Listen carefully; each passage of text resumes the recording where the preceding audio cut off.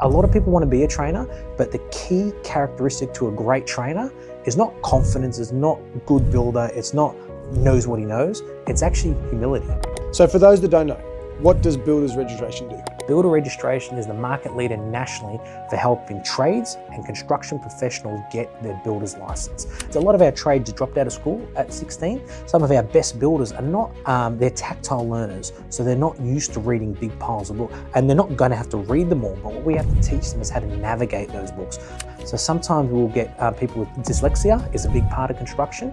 And because sometimes they do have low levels of traumatic experience from education, they're not bursting to get into the training room. So to make that an inviting, comforting space is really important.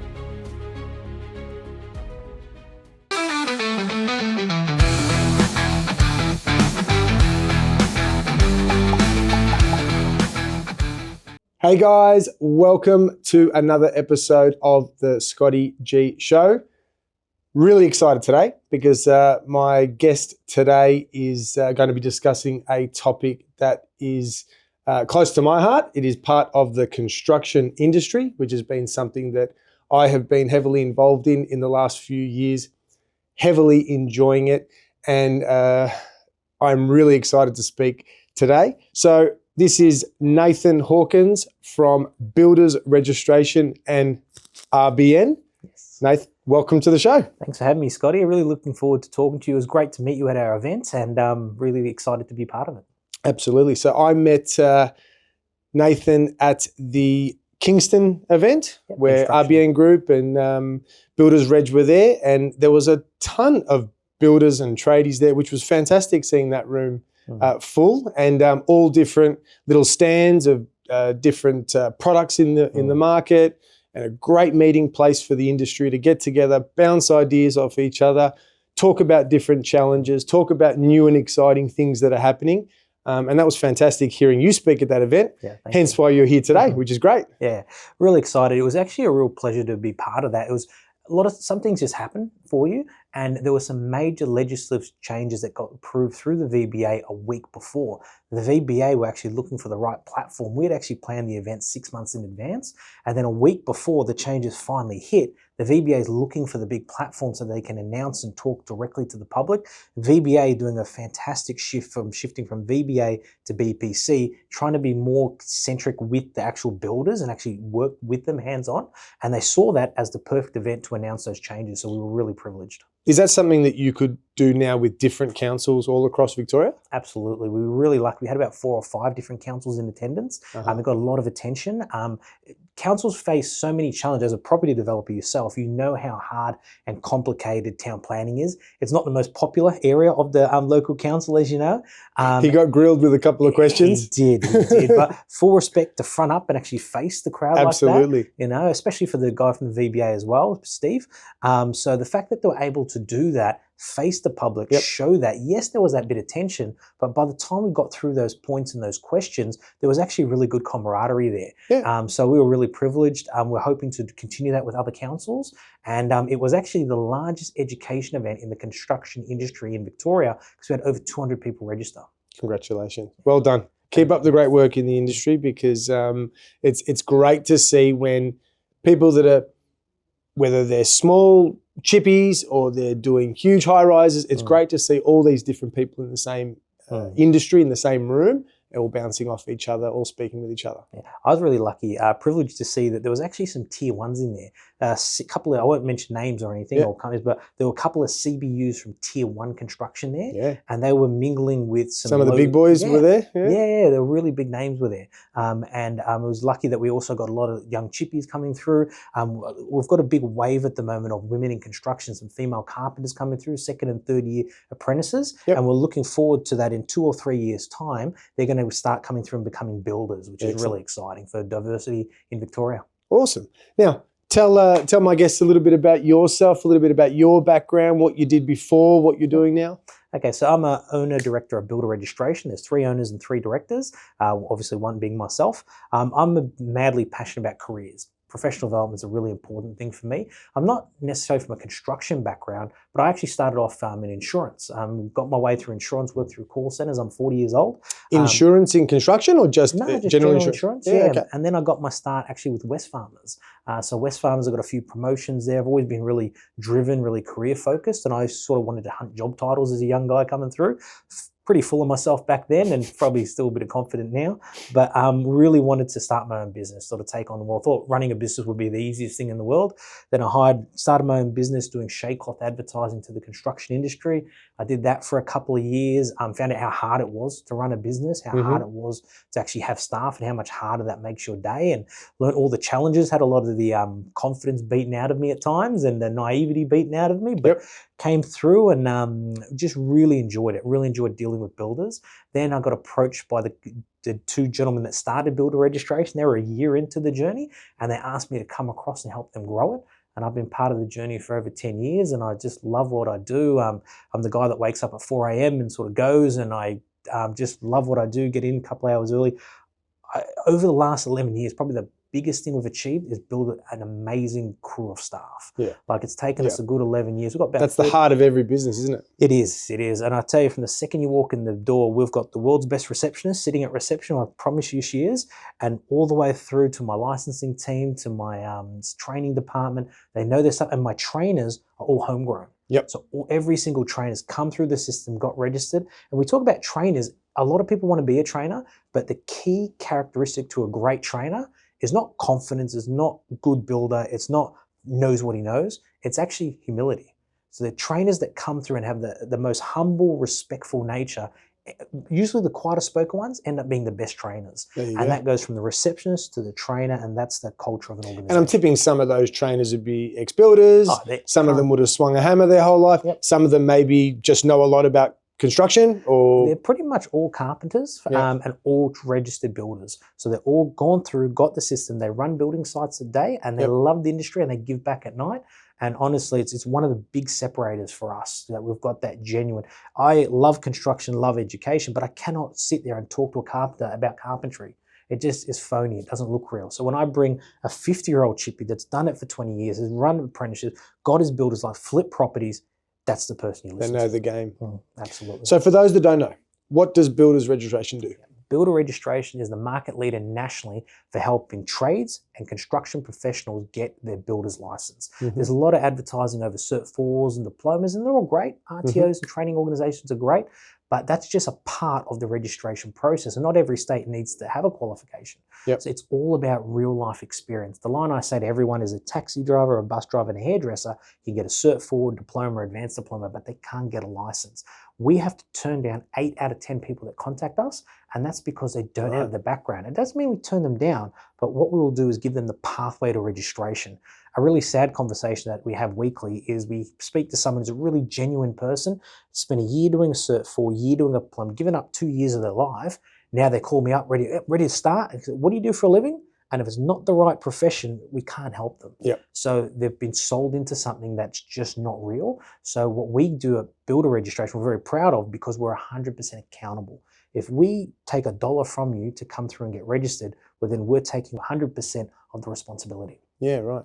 So when someone comes to you guys and says, okay, look, I've done a Cert 4, I've been working in the industry for a few years, I don't know if I can get my license. You'll obviously go through the process to see what sort of experience they have, what sort of qualifications they have. That's right. Yep. We want to pre-qualify them to know what their experience is. Just before walking in today, I had a fantastic site supervisor on the phone, just had a falling out with his builder. And he's shattered because he signed up, paid the money, and he goes, listen, I've just had a falling out. He's not paying me my invoices. Now I've had that's happened in construction once or twice. And what's happened is that he's now lost the ability to get a reference. So now we're coaching him through and advising him. He thought that he'd lost the dream of licensing. He thought, oh my God, I've lost it. I've lost my builder. but he's got 10 years of experience, and we can go to a builder 3 years ago and still get him through and keep his dream alive. And what sort of how many weeks is someone looking at when they enroll with you guys to the whole process to sitting down with that daunting for some people interview with the VBA? Yeah, well, the daunting interview has a failure rate of 85%. It goes for over 3 hours at times. So the day they sign up, we want their license physically in their hand within 4 to 6 months. Our training course is only 1 night a week over 10 weeks. The scary part is that when you see a pile of books that go from the ground to your knee high, that's what you're taking into the interview. And that's really intimidating for our trades. A lot of our trades dropped out of school at 16. Some of our best builders are not, they're tactile learners. So they're not used to reading big piles of books, and they're not going to have to read them all. But what we have to teach them is how to navigate those books. Yes. So and a big part of our trainers being proper carpentry builder trainers is that they talk at their level, not down to them. So sometimes we'll get people with dyslexia is a big part of construction. We get people that have dropped out of school at year 10. The average education level in construction is year 9. And because sometimes they do have low levels of traumatic experience from education, they're not bursting to get into the training room. So to make that an inviting, comforting space is really important. And is that in classroom or is it online? Both. We have a range of options. We find the 1 night a week over 10 weeks is really nice because it's just nice and gradual. I've got a course starting in 2 weeks' time where they actually do a full-time course to take a week off school, a week off work, and then we have alternate options. I'll sometimes get a person call me up and say, listen, I put my application in, I just found out my interview's in 2 weeks and I've done no study. I don't know what I'm doing. Can you help me? And we tailor a program for them. So we do lots of one-on-ones, about 50 one-on-ones a month. And it's all about ensuring that they pass on that first attempt. Excellent. Now, would you find that you get a lot more people coming in for DBU, so the domestic side of things over the commercial? Well, I'm presuming you do both? Yeah, definitely do both. It's actually a great question because when I first started 10 years ago, it was 95% domestic. But what's actually happened now as house prices, as a developer yourself, you know that if you were developing properties 10 years ago versus today, it's a very different profit margin. So we're finding that all of a sudden from 5% commercial, it's gone to 30% commercial. We're finding that there's probably more money and actually more profit and lower risk, less liability on a commercial fit out than there is in building a house. So all of a sudden your commercial is becoming much more popular. Anyone who's living in Southeast Victoria knows that there's a lot more high rises going up. All of a sudden you've got these high rises coming up in Box Hill and Doncaster and places that are nowhere near the city, but they're allowed to build above three stories, which means a commercial license is needed. There you go. So someone that comes to you and they've maybe done some study, is there a certain amount of projects that they've got to have under their belt that they have particularly managed themselves and they can show proof of photos and experience? Is there something that's sort of a benchmark that you're looking for? We always talk about years doing the role. So not just started in the industry, but years being a supervisor. Because if you manage a block of apartments or 30 townhouses versus one house extension, the house extension might go for 1 to 6 months, whereas the apartments might take 3 years. So we look at projects and length of time. So it's a combination of both. Most licenses need 3 examples. However, they also want it to extend over 3 years. But one big 14-story high-rise for a commercial might take 3 years to build. So we always want to tailor the approach for their background, for the license they want to get. Put them in the best position to achieve their license on the first attempt. A lot of people put the application form in, they submit it. There's a section where you have to put a minimum of 3 years. A lot of people do 3 years, and it's the biggest mistake they make because what happened 4 years ago was COVID happened. And when COVID happened, we had a bunch of people that were not from the industry leave their industry, jump into the industry, and then they're going for a license. And the VBA frown on this because they put getting a license as a very senior requirement, and they want to see you not just doing the bare minimum. So when you put yourself down as minimum 3 years, I had someone actually fail literally last week, didn't come through us, lodged his own application. We saw that he failed. He put the bare minimum 3 years, which is the minimum, but he was in the industry for 15 years. We said, mate, you've got to put all that in because if you put the bare minimum, you look like a COVID career changer, and that's not who you want to be. That's an interesting one because a lot of people did that in COVID, right? They did. And a variety of different industries, but obviously construction would have been a big one, and the VBA would have seen a hell of a lot of that change. That's right. and they would have seen some of these people come in for interviews. Yeah, it was so severe when the 3 years clocked over that the VBA were inundated with these. They started creating new rules, and I don't blame them because they're protecting the assessor's time because their time frames blew right out. Yeah. And they started, instead of failing you in the interview, when they called to book the interview, they would hit you with questions, and if you didn't get it right, they'd fail you on the phone. So it Wow. was, it was a really interesting time. Still happens a little bit now, but we survived that 12 months ago, and credit to the VBA, they've got through the backlog, because you can imagine at the back of that queue, there'll be that absolute amazing carpenter. Dad was a builder, grew up on the sites, 20 years experience, and he needs to get his license. And unfortunately, that person was caught up in the COVID career changes. We still want to help the COVID career changes get through, but their pathway is very different. Yeah. If you're a tradie or construction professional looking to achieve your builder's license, contact Builder Registration. Their registered building practitioners offer training courses for both domestic and commercial licenses, so you are able to choose the one that best matches your career goals. Head to builderregistration.com.au and conduct the 60-second eligibility check. With only 4 easy steps, you first get pre-approval, then choose how you train with a range of delivery options, work with their support team to submit your application to the VBA, then continue training and attend your interview with the VBA. Builders Registration, changing lives.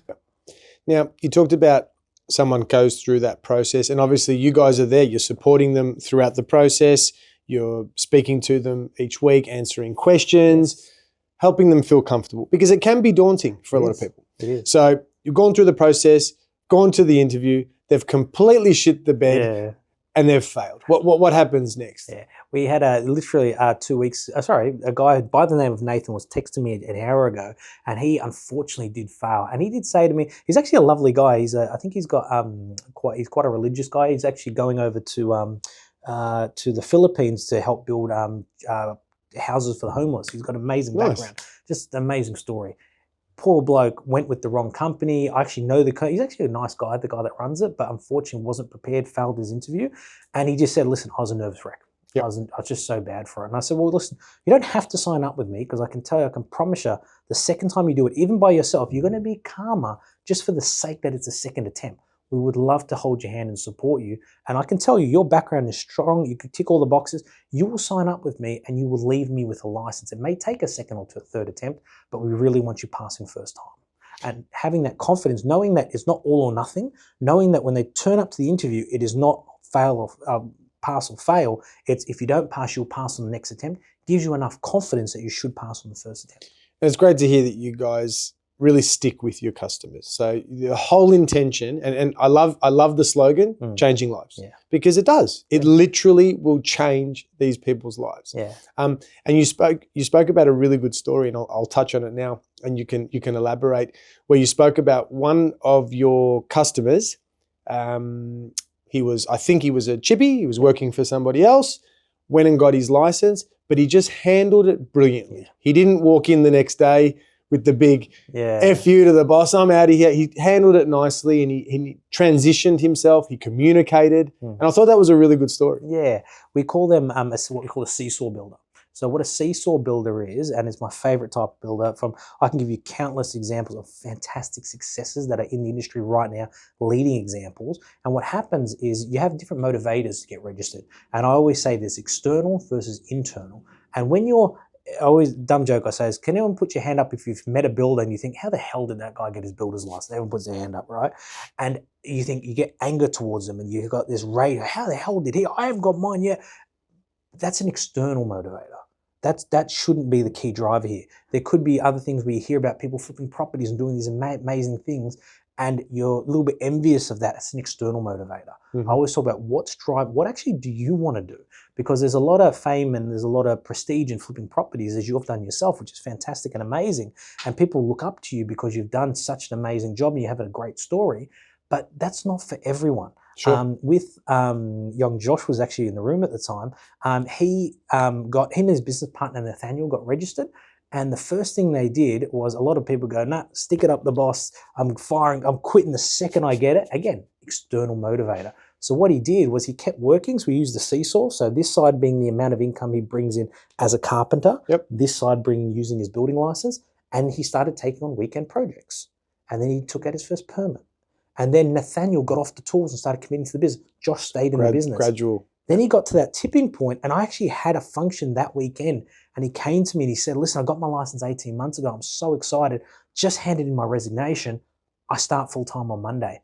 And it was just the flip. Yep, and the Seesaw. Yeah, yep. It's so amazing. And just to watch how successful those young guys have been, they've just, I had a business coach, Brad, who I was working with, and Brad came to me one day and he said to me, he goes, I've got my young son, he's a chippy, he's an apprentice, his bosses are terrible, they've got drug-related issues on site, terrible, terrible, terrible. I need someone to help him. And I told him the Seesaw story, and I told him about my friend James, who is a Seesaw story. And he goes, but James isn't ready for an apprentice yet. He's already taken on to Not For You. And then he calls me back the next day and goes, I found someone. And then 6 months later, I found out it was Josh. And then all of them were at the function. And it was just amazing how that synced group together and how they gravitated to each other. And they're going to be incredibly successful. That's awesome. Now, there's going to be guys and gals listening to this pod, and they're going to be saying, I want to do it. I'm no good in the classroom. They've heard stories about the books, and how am I going to reference the books? And look, I'm great on site, but I just know I'm going to get asked questions, and I'm not going to know how to refer. Yeah. Ease their mind. Tell them that you guys are there to guide them, and there's a process behind it. Yeah, I think it's the 92% success rate passing on the first attempt. When we're coming into this environment, the most common thing we hear on a daily basis, and it will be the day they sign up and it's the day they get registered, they say the same thing. They'll say, Nathan, thank you so much. We really appreciate it. However, I should have done this years ago. And I say that line to people when we're signing them up, and I say, listen, and they all laugh, say, yeah, I could have done this 10 years ago. It would have been easier 10 years ago. It would have been smoother 10 years. Every year that passes, it gets tougher. What I'm saying is just don't let the intimidation of the classroom hold you back. As I said earlier, my biggest passion in my life is careers. I love careers. I just find it's the most, I can talk for hours and hours. The first thing I ask is, what do you do for a living? I want to know. I want to learn about you, and that's what I do. But I hated school. I had a terrible experience at school because I didn't learn that way. I didn't learn from teachers in that environment. We're talking about tactile learners. You're coming into an environment that's safe for you. And what I say to anyone, I signed up a gentleman this morning, and I said to him, listen, you like me, I like you, but you've still got elements of trust here. And you know people that got registered, but there's still elements of trust.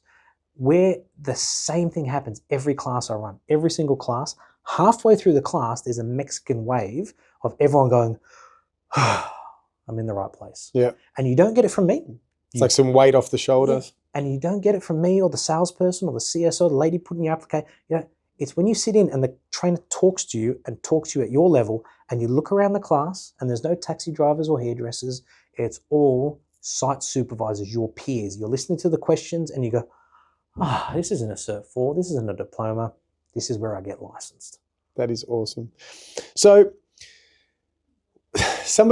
when we went to the event that you ran at the Kingston event, you said that the VBA was there. Now, the VBA is going through some changes. Yes. We hear a lot of things happening with the Building and Plumbing Commission and the VBA, and there's a whole stack of changes. How do you think those changes now affect someone coming up saying, okay, well, now I want to go through the process? Yeah. Does your process change in any way? Is everything the same as it was before, or is there changes for them? Okay, so we've been through this several times with the VBA, from Building Commission to VBA to now the BPC.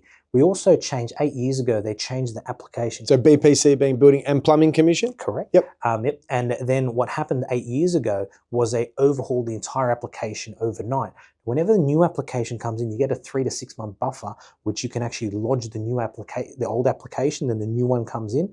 Whenever you're a client of Builder Registration, it doesn't matter which side of the line you're on, we're going to be assisting you either way. Yep. So we're there to manage you. We get 5 to 15 licenses a week. So I always compare it to the AFL. So when you're watching the AFL, they don't change the rules, they change the interpretation of the rules. So 6 years ago, they changed commercial completely. You used to be able to get a low-rise license with 3 factories. You get a low-rise. Then overnight, randomly, they changed it to say you need a basement as well. And we got 10 failures in a row. and because we have 200 applications at any given time. So 10 failures, we went, hang on a sec, why? And then yep, okay, make the pivot, make the change. Everyone has to have a basement now, and we put a basement job in there to make sure they pass. Because we're able to pivot and change so quickly that we can beat before any news breaks out, because they always change the interpretation, and people don't find out until 200 people have failed. We can find out live then and there, make the change on the spot, update their application, and just ensure they have the smoothest possible experience. Okay. So we're going to see changes, but there's nothing that's going to be sort of out of this world to make people get worried and say, No. oh, look, I might just hold off a little bit. I mean, no. I think when it comes to licensing, it gets harder every year. Sure. The one thing I would say to everyone is be really close with us and stay with us once you're registered, because when the changes come in, like there's major changes with apartments, for example, and before you step into your first project, you have to understand, I always talk about with the grain and without, against the grain, and one privilege of builder registration, because it gets harder every year, we go with the grain. And we talk about waterproofing, we talk about apartments, we talk about multi-unit developments, we talk about these things, town planning. We want to know where the grain's going, because that's where the industry is headed, and you always want to be ahead of where you're at, because if you plan a project and you buy that land, you may not settle on that, you may not hand it over 2-3 years, but if you settle on an apartment, I can promise you in 2 years' time, the entire rules on apartments are going to change, and by staying close to builder registration, RBN, you can be ahead of the curve, so they're not surprising you with anything. You're already building to the standard that's coming. Nice. So perfect lead in. RBN. What is RBN? How did the two link? How did it start? Tell me. Well, we've got over 3,000 licenses, and when we got our first couple of hundred, we were often getting phone calls. Hey, listen, I really appreciate Builder Registry. I appreciate everything you've done. I'm about to sign my first contract. Would you mind looking over it? Would you mind looking over my estimate? Would you mind? And then all of a sudden we had this large group of builders, and this is the emerging builder. This is the young, the next generation builder coming through. And we got approached by companies like Dulux and Beaumonts and Bowens. Dulux, massive conglomerate, big company. They're market leader, fantastic product, great brand. And they said to us, they cannot get to the emerging builder. They cannot market to these people. And I sort of laughed, said, well, how many do you want? And we end up building a campaign for them. We got them 170 leads in 2 hours, and we're able to bring the market to them. Wow. That way, because we bring such a big group, we can actually give that builder, because that builder, that emerging builder is the most neglected part of the construction industry. They get no deals, no offers, no advertising. The big builders get everything. They're fighting for the business.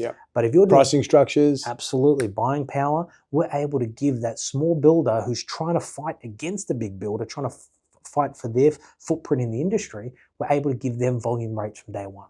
We're able to give them the safest building contract. We're able to set them up for success.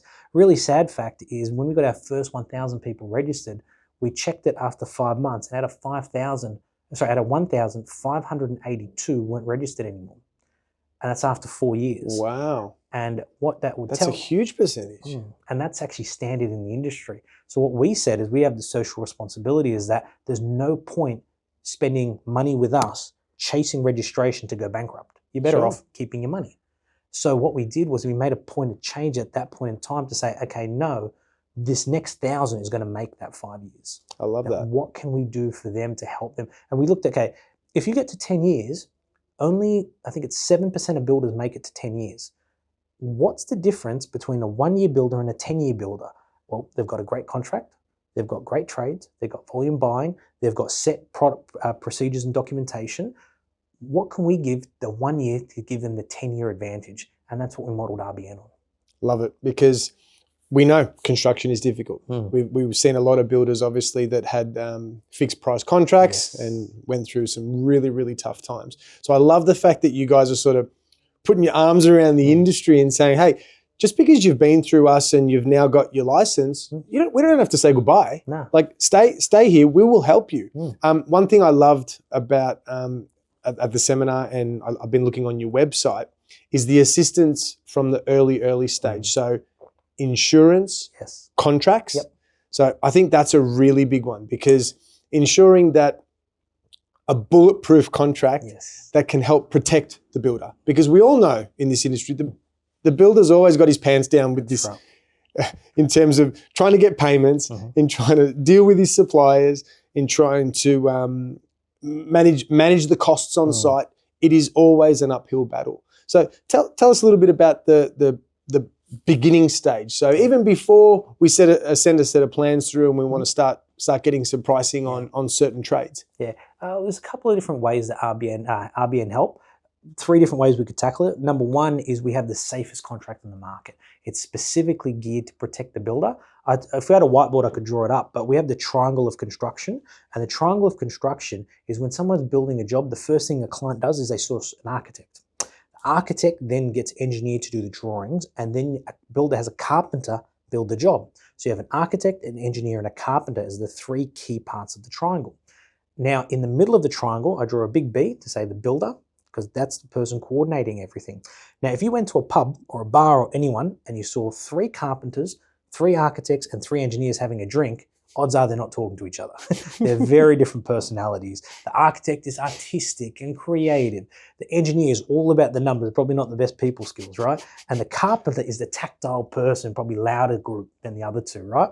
Now, these people are completely different to each other and don't always get along. And a dumb joke I say to carpenters, have you ever had bad plans to work with? And they all get angry and laugh and da-da-da. So what I say is that in that triangle of construction, if there's any level of incompetence, any level of miscommunication, any part that goes wrong between those 3 parties, it is always the builder's fault, unless you're using an RBN contract. In the RBN contract, because the architect is actually sourced by the consumer is actually liable for that, so it protects the builder.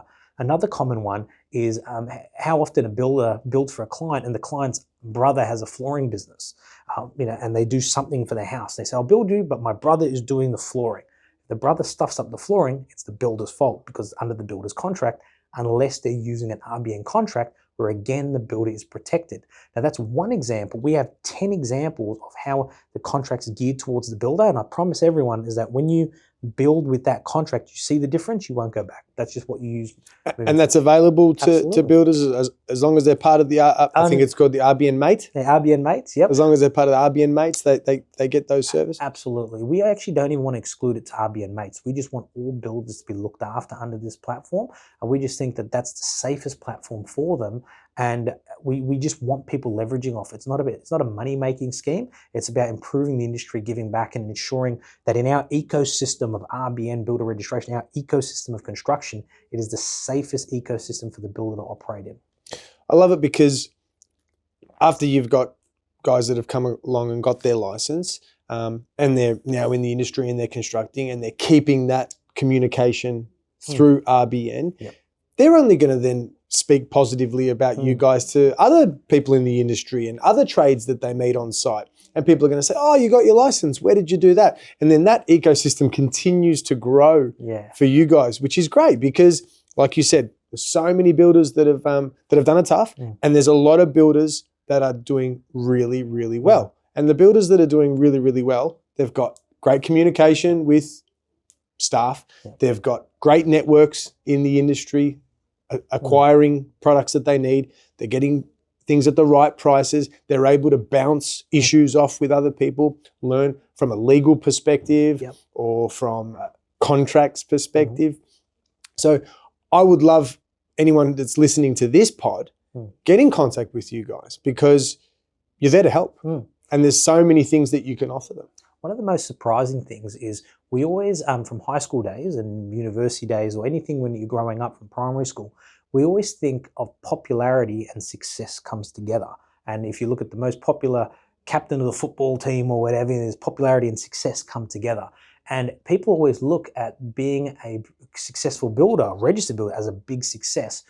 But popularity doesn't go with it. It's actually an incredibly lonely role and a lonely road that you go down because you are by yourself. I've met a local builder, his name's Dennis. I've got his register for 8 years with me. And I just caught up with him. He had a project he wanted me to have a quick look at and told me about issues he had with the joinery and the legal. And we met at McDonald's and we're just chatting away. And then he gave it to me. And I said, oh, no, I'll get my joinery company. They can fix that. They can do that. We'll change the contract over. I've got a friend that can look at estimate, my guy, Peter Pascuzzi. He can look at that, help you out, no worries. And shook hands with him. And he actually got a bit emotional. And I was looking, I was like, Pete, mate. I said, Dennis, mate, you right, Dennis? And he goes, I don't think you get it, Nathan. He goes, thank you for helping me. I said, yeah, no worries, all good. No, you don't get it. You don't get it. I got my license 8 years ago. This is the first time anyone's helped me. And he was He really... felt like he was in the dark. Yeah. He felt like he was on this journey on his own without the support. But we think as success and popularity go together, when you're a builder, that doesn't apply because you're actually there by yourself and you're signing a contract by yourself. You're doing an estimate by yourself. And you're probably not an expert at either of those things because you didn't become a builder because you're an estimator. You didn't become a builder because you're a contractor. You became a builder because you're a builder. You want to build. But it's so many other elements where not only are you completely by yourself, but you're 100% liable. And unfortunately, when something goes wrong, there's no good bloke role. There's no good lady role. It is just everyone's out to get you because you're successful, you've got the license, and I can probably get more money out of you. It's a huge responsibility. It is. And I remember you said at that event, when you get your DBU, it's technically one license, but then on the board you listed every single trade that is related to having a DBU. How many was it? There's 22 licenses. That's a lot of responsibility. It is. But what I always say to people is that people look at the top of the lines and that's what I'm going to do. I'm going to flip properties. I had a good friend of mine, Bosco, and he was flipping his first property. And it took him 9 months to do, and it was his first time doing it. We were assisting him along the way. He had to cash flow it, and he needed to find the jobs to cash flow. So he was doing little kitchen bathroom renos on the side. He did 20 bathroom renos on the side of that one job, and that cash flowed the flip. And then the flip came through and it worked. And he looked at it and he was going, and he's a real good people person. That's his skill. He has great trade, great relationships. He's a real people, bubbly person. And he loved going to the renovations. He loved checking with his plumber and his plasterer. And he built his own little community that was really successful, really. And then he was sort of dragging his feet, going back to the customer, like dragging his feet. And he goes, mate, I'm so happy here. And then when he financially looked at it, he actually made more profit on those little jobs. Mate, get rid of the fame of it. Because his special superpower was those little renos, and he was amazing at it. And to this day, it's been 6 years since I heard that story, and I spoke to him at the event, and he's doing incredibly well. He's still doing the bathroom renos and never looked back. What's better than doing what you love, being able to sleep at night without the huge amounts of pressure? Yeah. I mean, if you want that pressure, I mean, absolutely go for it. But being able to sleep at night, making money, love what you do. Sometimes you think climbing that mountain is what you want, but it might not necessarily be what you want. Finding happiness, and life is really about happiness, right? We all work so hard in all different things that we do, but not many people do what they love. And that's what I love about your passion, because you love people. You love talking to people, and I think you love seeing people grow. And again, changing lives, because people come to you, and they might be all, I don't know if I'm ready for this. And you give them that confidence, and then you see them walk away with a license, and you've just changed their lives. And I find that to be amazing. I'm a big believer in the 1%. And what the 1% of the most successful people in the world, they have very common things in habit, whether it's the time they wake up, disciplines they have in their life, etc. And I always think that when you're in the 1%, when you're in the 99%, everyone's trying to fight, claw, scrape, backstab, push everyone out because they're all fighting for that coin. But in the 1%, you've got room to move and you want people to join you. And I try to take that energy into what we do. And if that feeds into our staff and it feeds into the way that the experience that our RBN mates have, it's fantastic because their success is our success and we want them to be as successful as possible. At no point is there any way that we want to raise the ceiling of where they see themselves, and changing lives means that they can achieve what success they have and set up, for their own legacies for their families and their loved ones. So how do you guys market in today's changing world of digital and obviously social media? How do you get out there to the trades that are not licensed, so try to bring them across? Because obviously you get tons of word of mouth. There's no doubt about that. With a success rate like that, guys are going to get to site the next day. They're going to be like, I got it. And they're going to inspire other people. And the next day they're going to call you. So how do you market to people in this fast changing digital social media world? This is really an area that I really put all my time and effort into. I probably spent 4 years solely doing this. We now generate 800 leads a month. That's just our business model. Wow. 800 new leads a month. And we have a certain amount for word of mouth. We have a SEO and Google strategy, which we use a digital agency for. And then we have our meta strategy. Now, meta is super important. We always talk about the current generation coming through. The current generation, that Seesaw builder I use, is the 28 to 35-year-old, who I call the YouTube generation. Grew up with YouTube. They're a fantastic generation because they're so open to change. They're open to external influences. They have the whole world on their phone. and they grew up with that, whereas you and I didn't quite have that, right?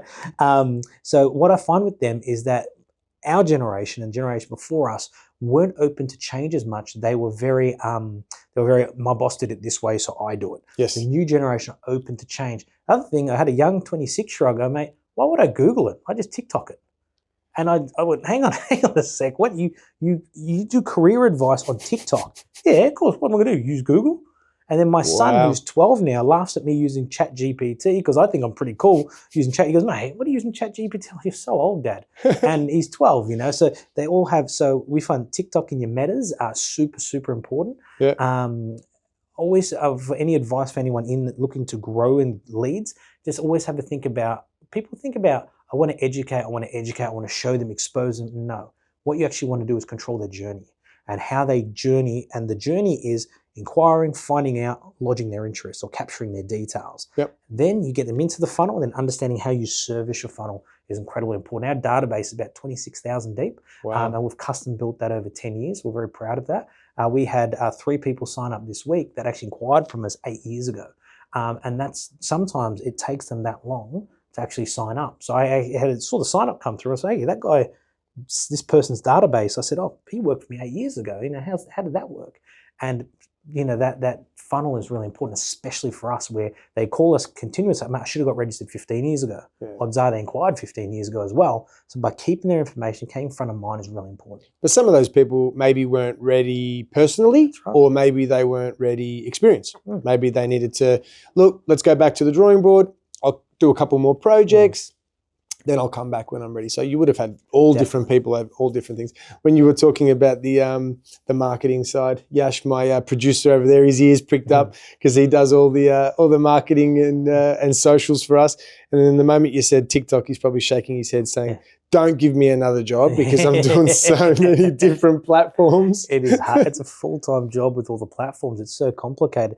I've tried to explain to one of my older sales managers, he can't understand how when his advertising comes up and is not perfectly cropped. And I have to explain to him that Meta has their own AI. They made a video for us that we never made a video of this particular, but they turned a couple of stills into a video, put it through platforms. And sometimes it's portrait, sometimes it's landscape. Sometimes if they want to crop it in a triangle to get a better result, they'll get it. Funny story for you is the day we went national, I did an advertising campaign in Geelong, Get Registered Geelong. And then I did it through a boost. That was through a Google campaign? No, through a Meta. Through Meta, yep. And then I just and it got quite successful. And then I went to go share it again or extend the time, but the time expired. And I didn't know this, but if you extend the time after it's expired, the geo-tracing drops off. So the geographic location drops off. So I was actually marketing Get Registered Geelong in WA, in Queensland, all over Australia. And it was the most successful campaign we ever ran. So little loophole that you came across? Yeah, and you know what happened? Because Meta actually in their AI technology went, hang on, WA is screaming for this service. They're screaming for it. So what they know obviously by searches and what people are typing in and what they're looking at.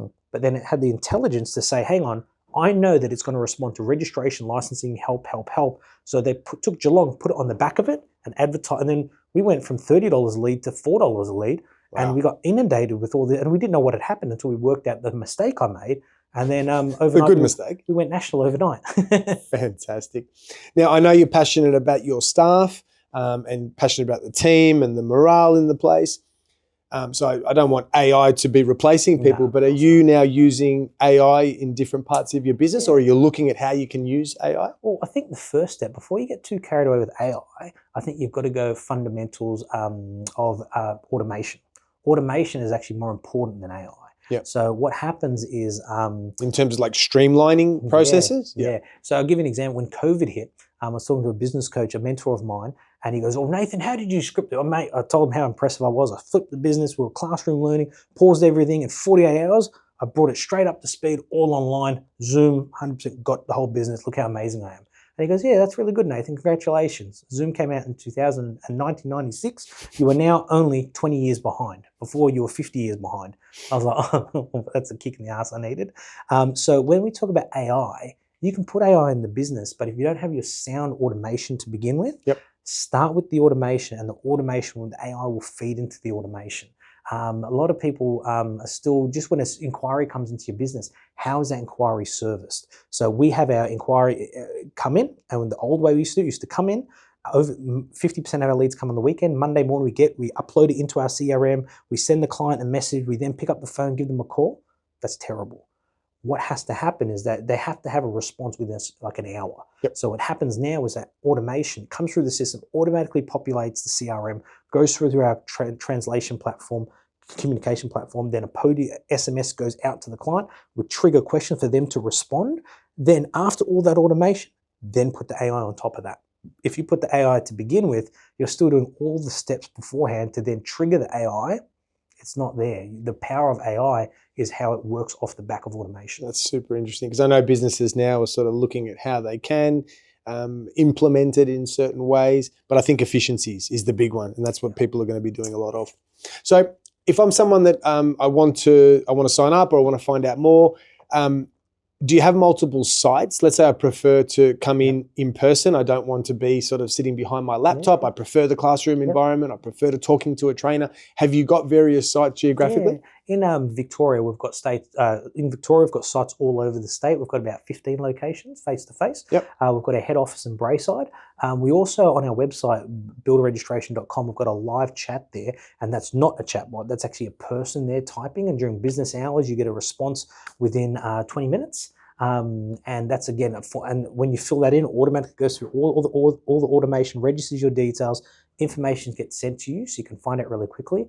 We also have a 1 minute pre-registration check. So what you can do in 1 minute, following certain questions, you can actually pre-qualify yourself to know, are you eligible for a license? 4 or 5 basic questions depending on your answers, and that can give you more information about licensing than you do from doing a year's worth of a Cert 4 and signing up for Cert 4, dealing with RTOs. If you fill in that 1 minute form, at the end you'll know if you're pre-registered. Fantastic. So best advice is for people to head to the website. They'll be able to get a lot of information there. They can then ask some questions. If they've already filled out their pre-application questionnaire, then they can contact the office, find out a little bit more. Common one is a lot of people are a bit embarrassed to contact because they want to talk. It's like when people talk about, what's your dreams and goals, and they get a bit sheepish about it, and they, it can be a little bit, it's been a bit Aussie culture sometimes. We're a bit too down to earth at times.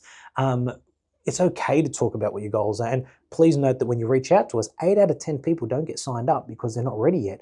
But you're better to get the pathway now so that you're taking the right steps. I had a gentleman who's an amazing builder.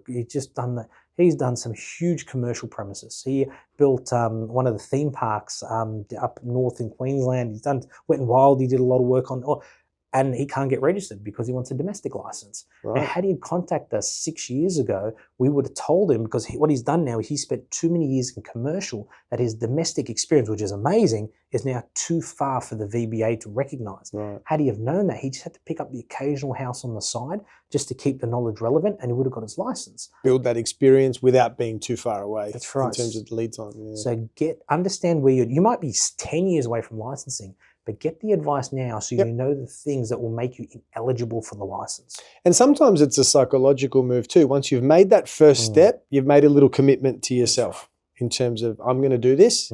May not be right now. It might be in 6 months, 12 months, 2 years, but at least it's that first step. Definitely. For making change. Yeah, I'm very positive in that mindset, and I'd always think, speaking things into reality is really powerful.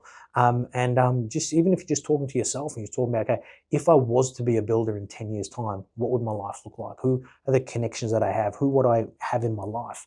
And that's the people you should be surrounding yourself with. Fantastic. Nathan, thank you so much for coming on the show.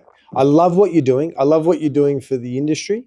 Like I said, I explained it before, you're wrapping your arms around the industry and saying, hey guys, you're not alone. We work through this together. From the infancy of people that do not have their license yet and they're going through that journey, or they're a registered builder for many, many years and they've got a network around them. So love what you're doing. Please keep it up. You're a gem for the industry, so keep it going. Thank you. Very happy to be here. Happy to be part of it, and appreciate you coming down to our event. Yes, and I'll be at the next one too. Thank you. Thanks so much, guys, for tuning in. So if you are looking at getting your builder's license and you're not entirely sure, please head to the website at Builders Registration. There'll be plenty of information there. You can fill out a quick questionnaire, see where you're sitting in terms of your experience levels. Feel free to obviously pick up the phone and speak to somebody, get that journey going. If you're a registered builder out there already, get onto RBN. Have a look at that network, because there is great information there, from contracts to putting you in contact with. It could potentially be a trust supplier that you've never used before, and it's an opportunity to get a quote from them as opposed to somebody that you've used in the past, and check the market out. There's a lot of information there, and they're there to help. So thanks for tuning in. Please don't forget to like and subscribe, so then I can keep getting inspiring people on the show like Nathan to come on and speak to you guys about what they can offer and how they can help. So thanks again, and we'll see you on the next pod.